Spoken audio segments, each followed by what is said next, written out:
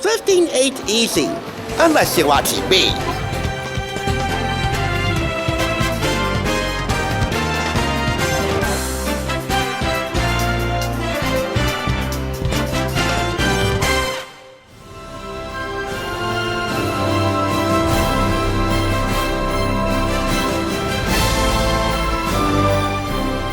Welcome back to the Thrift Store Rundown's Odyssey to the Oscars, Family Edition. For our 8th Annual Academy Awards celebration, we're dedicating an entire day to helping all members of the family, including the littlest dreamers, dream in gold without spending a lot of green. In short, we're helping the whole family bring the Oscars home on a budget. Since we started with Harry Potter, the official Harry Potter baking book, I thought we would end by going back to the beginning of Harry Potter, his first time at Hogwarts. Harry Potter and the Sorcerer's Stone. He's a fine wizard, but I gotta tell you, the real wizard, the one who set the tone for the entire Harry Potter series, all 8 films, is the Maestro of the Gods, John Williams. His Sorcerer's Stone soundtrack landed him another Best Original Score nomination in the Maestro's cabinet. The first film of 8 films also garnered 2 additional nominations for Best Costume and Production Design. But today, we're focusing on the soundtrack, picked up on CD form for $1.69 from Warner Sunset and Atlantic Records. Over 73 minutes long, 19 tracks, prologue and Hedrick's theme, which really is Harry Potter's theme. It's heard throughout the entire franchise, all 8 films, bookending this entire album. Christmas at Hogwarts. Well, there's some debate as to whether John Williams' longtime collaborator, Leslie Backus, wrote the lyrics, or if Williams did so himself.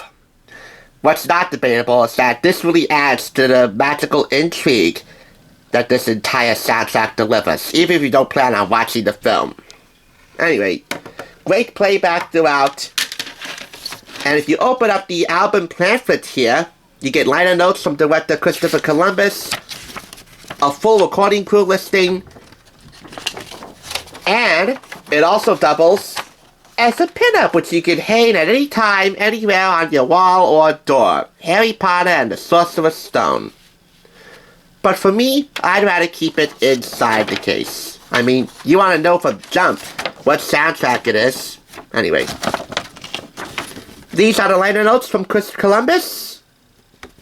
We got here full color stills from the film, a principal crew listing. What's not to like about this? It's magical, mischievous, mysterious, and what it's gotta be, especially in Hedrick's theme and Harry's Wondrous World, pretty darn soaring. Then again, what do you expect out of John Williams? Subpar work? Forget it. You know, he wasn't really the first choice for director Chris Columbus. James Horner was, 2-time Oscar winner for Titanic, but then he had scheduling conflicts, he had to drop out.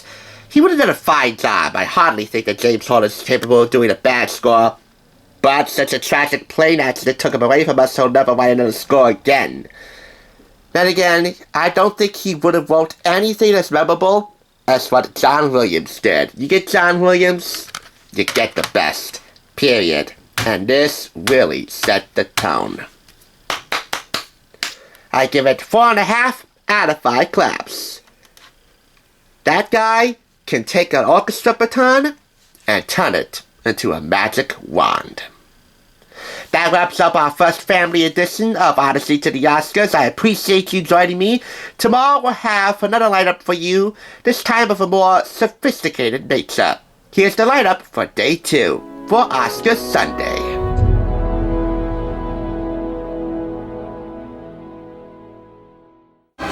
The fantasy, the magic, the soundtrack, Harry Potter and the Sorcerer's Stone.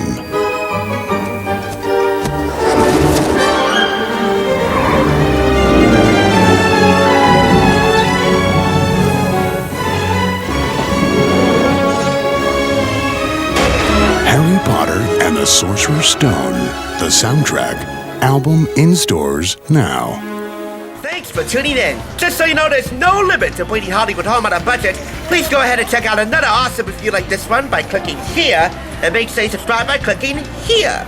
Until next time, I'll catch you, as I always do, on the flip side.